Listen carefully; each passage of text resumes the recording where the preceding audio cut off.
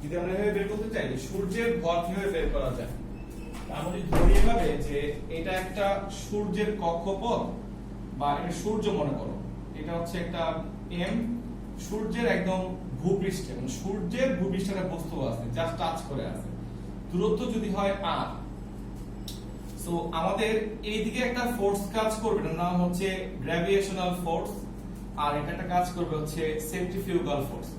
অনেকটা কৃত্রিম উপগ্রহের মতো করে ভাবতে পারো। এটা হচ্ছে মহাকর্ষীয় বল, এটা হচ্ছে কেন্দ্র বিমুখী বল। তো আমরা সবাই জানি যে বৃত্তাকার পথে যদি সে ঘুরতে পারে একই কক্ষপথে তাহলে এটা সমান হবে। সো এর বাদে দেখো G M M by R square. দেখো আমি কিন্তু এখানে ছোট হাতের আর বলতে দূরত্ব বুঝাইছি, কোনো রেডিয়াস বুঝাইনি। কারণ যদি বায়ুমণ্ডলে থাকে সূর্যের বায়ুমণ্ডল তখন কিন্তু এটা বড় হাতের আর প্লাস এইচ হবে। সো একই জিনিস, দূরত্ব মনে করো। আর এটা হচ্ছে এম ভি স্কয়ার বাই আর। যদি আমি এম এম কাটাকাটি করি একটা আর আর কাটাকাটি যায়, সো আসবে G M by R, V এর জায়গায় লেখা যায় ওমেগা আর। হ্যাঁ, তো সবাই জানো যে ভি সমান সমান লেখা যায় ওমেগা আর। তাই হয় তাহলে এখানে হবে ওমেগা স্কয়ার আর স্কয়ার। তারপরে আমি যদি লিখি ওমেগার জায়গায় 2x পাই বাই টি, এই কেমন? তাহলে আমরা যদি সূর্যের ভর m সমান সমান লিখি তাহলে কি দাঁড়াইলো 4 পাই স্কয়ার r কিউব, এই যে rটাকে গুণ হলো এখানে, by G T square. Note করে রাখো এটা হচ্ছে সূর্যের ভর নির্ণয়ের সূত্র। নোট করো সব, এটাকে বলা হয় সূর্যের ভর নির্ণয়ের সূত্র। সূর্যের ভর নির্ণয় করার জন্য এই সূত্র আমরা অ্যাপ্লাই করতে পারবো এখন থেকে। নোট করে রাখবা যে 4 পাই স্কয়ার তো কনস্ট্যান্ট, বড় হাতের জি এর মানটাও কনস্ট্যান্ট, ছোট হাতের আরটা হচ্ছে দূরত্ব। এই কথাটা ক্লিয়ার করে রেখে রাখবা যে দূরত্ব বোঝাচ্ছে সূর্যের কেন্দ্র থেকে যেই গ্রহটা ঘুরতেছে বা যেই বস্তুটা তার পৃষ্ঠে আছে তার দূরত্ব। আর বড় হাতেরটা হচ্ছে পর্যায়কাল, মানে একবার ঘোরার সময়। সো যাদের অঙ্ক নাম্বার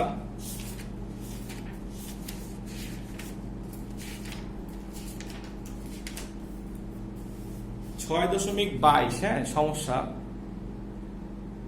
তারা দেখো মনে করো পৃথিবীর কক্ষপথ, এটা পৃথিবী যে চিন্তা করতে বলতেছে, বৃত্তাকার যার রেডিয়াস এত, সূর্যের ভর এত, এবং দেওয়া আছে এক বছর সমান 365 দিন।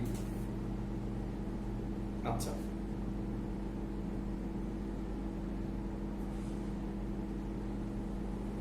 তো অঙ্ক হয়ে গেল, সব দেওয়া হয়ে আছে। দেখো মানটা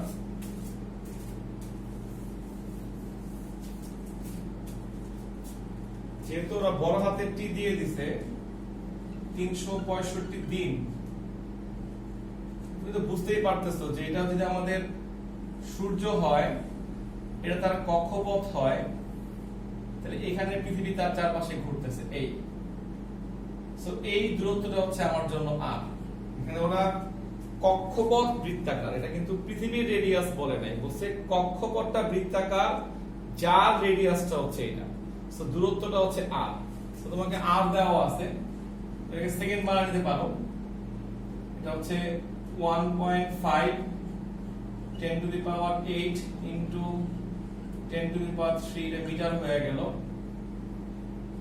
ছোট হাতের আর, তাহলে কি কি 4 পাই স্কয়ার জানো, জি এর মান জানো, আর এর মান, টি এর মান জানো, অঙ্ক হয়ে গেল। তো আশা করি 6.22 যার সমস্যা সে পারবে এখন অঙ্কটা করতে।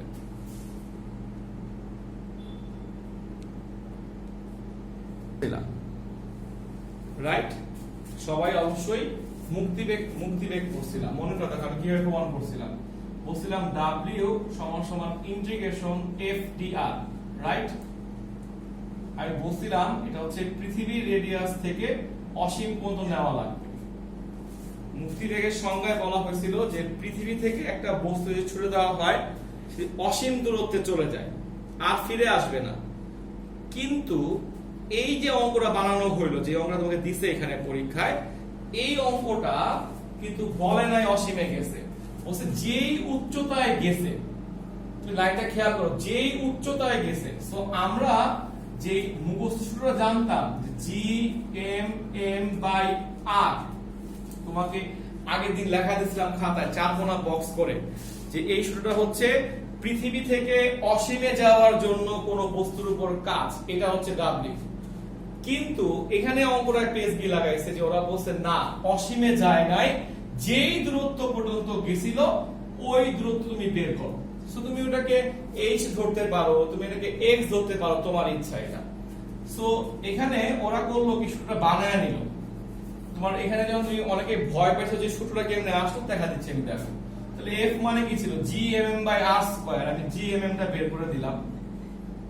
তাহলে এটা হচ্ছে এরকম যে r² টা লিখবো r⁻²dr, হ্যাঁ।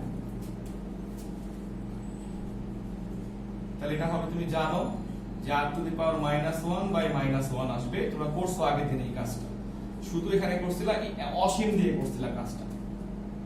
সো এটা হবে -gmm 1/ এটা হবে x -1/r, কেমন? সো w এর মানটা কত আসলো দেখো, gmm/1/x - 1/r। পরে আমরা করছি কি, ওই মাইনাস দিয়ে গুণ করে নিছে। সো w সমান তুমি এটা মুখস্থ করে ফেলতে পারো, 1/r - 1/x, এটা সূত্র। এটা কখন ইউজ করবা? এটা ছিল অসীমে চলে গেলে, এটা হচ্ছে যে কোনো হাইট চলে গেলে, হাইট। তবে এখানে একটা কথা আছে, আমার কথা একটু খেয়াল করা দরকার সবার। সেটা হচ্ছে, দেখো বলতে ভূপৃষ্ঠ থেকে কত উচ্চতায় পৌঁছাবে, এই লাইনটা একটু দাগ দিয়ে রাখো সবাই, খুব ভালো করে শোনো। এখানে যে আমি এক্সটা লিখলাম, এই দেখো এটা তো আমাদের পৃথিবীর রেডিয়াস r, তাই না? তাহলে আমরা x বলতে কি বোঝাচ্ছি? x টা কি আমরা এতটুকু বুঝাইলাম না? হ্যাঁ, ওরা যেখানে বলছে x টা বের করো, তাহলে x টাকে আমি এতটুকু বুঝাইলাম? দেখো তো জিনিসটা, অর্থাৎ লিমিটটা যখন তুমি চিন্তা করবা, লিমিটটা কিন্তু হয় এখান থেকে, যে কেন্দ্র থেকে r, আবার কেন্দ্র থেকে এইটা। সো x যখন তুমি লিখছো, তুমি কিন্তু লিখছো আসলে এইটা হচ্ছে x। তো এই থিওরিটা এই অঙ্কে হয়তো x দিয়া করছে, আমরা শিখে কিভাবে জানো? তোলা হয়েছে জিনিসটা সবাই তুলে ফেলা, বুঝাচ্ছি আমি কিভাবে শিখে জানো? আমি শিখে এভাবে পড়ার দরকার নেই, এটাকে শিখবা r+h, লিমিট দিবে এইভাবে। অর্থাৎ অসীম বললে অসীম, কোন হাইট বললে r+h, তাহলে সব ঠিক থাকবে, তোমার তাহলে কোনো ভুল হবে না জিনিসটা। এখানে হবে r+h, এখানে হবে এখানে হবে r+h, এখানটায় হবে কি r+h। তুমি ফাইনালি এটা মুখস্থ করার সুবিধা হবে, বুঝতে পারছো? এটা কেন বলি শোনো, আমি সবসময় সবাই বলি যে তাইলে আমরা অসীম দূরত্বে না যাই, আর যদি সসীম দূরত্বে যাই, তাহলে কাজের সূত্র হচ্ছে এইটা। সবচেয়ে ভালো বুদ্ধি হচ্ছে এটা মনে রাখা। আইডিয়াল কলেজ হইলে এই প্রমাণটা দেখায় দিও। আইডিয়াল কলেজে আমরা পরপর 2 বার আসছে এরকম একটা অঙ্ক, এটা আসে না, কাছাকাছি একটা অঙ্ক আসছে, প্রমাণটা দেখা দিলে ওনারা খুশি হয়। সরাসরি সূত্র লিখলে ওনারা প্রশ্ন করে কই থেকে পাইছো, বুঝতে পারছো? তো এই জন্য প্রমাণটা দেখা দিবা, বা অন্যরা এটা সরাসরি সূত্র লিখতে পারবা।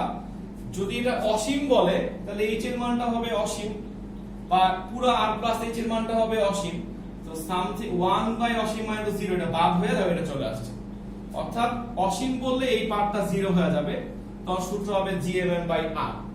ফাইনালি তুমি এখানে মনে রাখো যে পৃথিবী থেকে কোনো বস্তু উপর দিয়ে গেলে w এর সূত্র হচ্ছে এইটা, gmm/1+r - 1/r+h, যেখানে h টা হচ্ছে ভূপৃষ্ঠ থেকে হাইটটা, আর r+ হচ্ছে পুরো কেন্দ্র থেকে হাইটটা। ঠিক আছে? এই জন্য অনেকে মনে হয় একটা পারো না, আর কিছুই না। দেখো এবার পারবা কিনা। তপন স্যারের বইয়ের 23 খ নাম্বারটা বলে দিচ্ছি, দেখো সবাই, এটা ভালো একটা অঙ্ক, দাগ দিয়ে রাখো খ নাম্বারটা। ওরা বলতে চাচ্ছে যে একটা বড় বস্তু ছিল যেটা সমান 8টা ভাগে ভাগ হয়েছে, অর্থাৎ এত ঘরের যে বস্তু ছিল সে 8টা ভাগে ভাগ হয়েছে। তো 8 ভাগে ভাগ হইলে মুক্তিবেগের মানটাও কি 1/8 ভাগ হবে, মানে 1/8 হবে প্রত্যেকটা খণ্ডের জন্য বলতেছে মুক্তিবেগের মানটা। তো আমরা এভাবে চিন্তা করি যে যদি একটা বস্তুর এটা যদি গোলাকার এটা ধরবো, তার রেডিয়াস দেওয়া ছিল 4/3πr³ হয় তার আয়তন, তাহলে ছোট গোলকগুলোর আয়তন কত হবে? ছোট হাতের r³ ইনটু 8 লেখা যায়, সবাই জানো যে আমরা যদি বড় গোলকটাকে ভেঙে 8টা ছোট গোলকে রূপান্তর করি সূত্রটা এরকম হবে। সো 4/3π এটা বাদ গেল। সুতরাং আমরা যদি এখানে বের করতে চাই r³ ডিভাইডেড বাই 8 সমান সমান হচ্ছে r³, সুতরাং r সমান সমান হচ্ছে r/2। এই একটা জিনিস জানা গেল, এটা যে প্রত্যেকটা গোলকের রেডিয়াস হবে r/2। আচ্ছা, আর প্রত্যেকটা গোলকের ভর হবে ওইটার 8 ভাগের 1 ভাগ, কারণ সমান 8 ভাগে ভাগ হইছে। কেমন? এটা লিখে ফেলতে পারো তোমরা চাইলে। এখন ওরা বলতেছে ওরা বলতেছে যে আমরা যদি চিন্তা করি যে বড় বস্তুটার মুক্তিবেগ ছিল কত, √2gm/r, এটা 1 নম্বর সমীকরণ। আর প্রত্যেক টুকরার মুক্তিবেগ কত হবে, 2g ছোট হাতের m বাই ছোট হাতের r, 2 নম্বর সমীকরণ। আমি যদি 2 ভাগ 1 করি,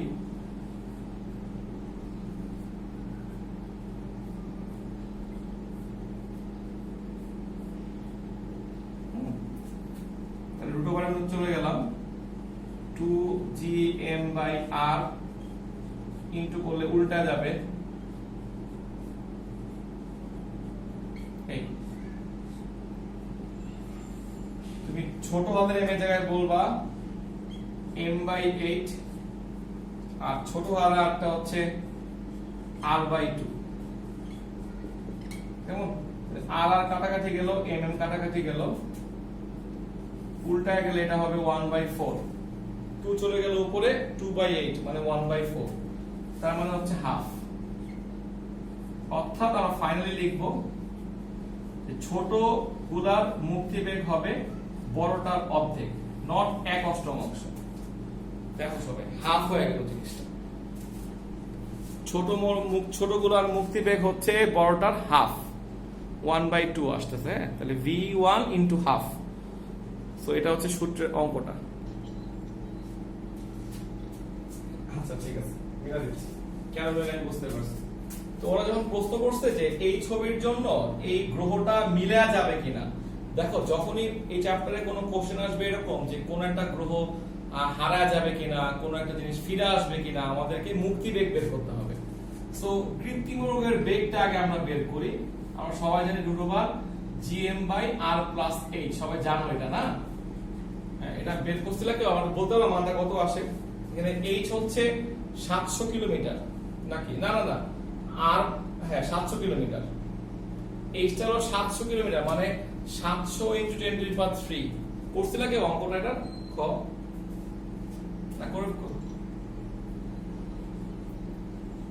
কিলোমিটার পার সেকেন্ড আসে, এটা মিলছে না? এটা মিলছে? ওকে, তাহলে এখন তুমি মুক্তিবেগ বের করো, সিম্পল জিনিস। মুক্তিবেগের সূত্র কি হবে? v সমান √2gr। তুমি এটাকে আই থিংক তুমি ছোট হাতের জি ধরে কাজ করছো, এটা হবে g প্রাইম। ছোট হাতের জি তো ভূপৃষ্ঠে হইলে হইতো, এত 700 কিলোমিটার দূরে। সো তোমার অ্যানসার না মিলার একটা কারণ হতে পারে এটা, g প্রাইম হবে ভাই gm/r+h²। এটা দিয়ে করো, পারলে এখনই করো, এটা করে দেখো যে এখানে বসায় v এর মান কত আসে।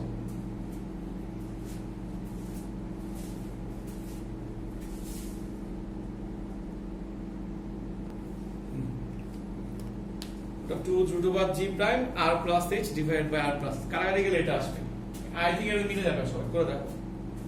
যদি মুক্তিবেগের মানটা বেশি আসে তাহলে সে যেতে পারবে না বের হয়ে, আর কম হলে সে বের হয়ে চলে গেছে।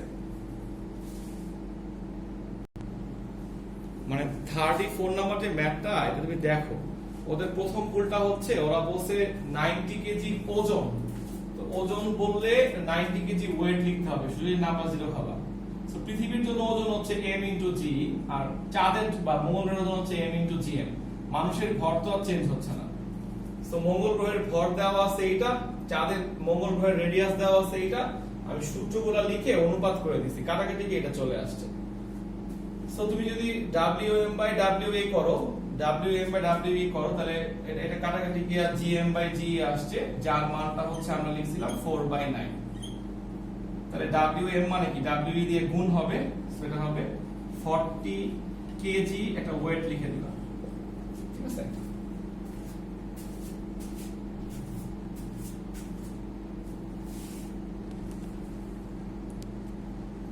তপন স্যারের বই যদি পড়ো 401 নাম্বার পেজে, তপন স্যারের বইয়ের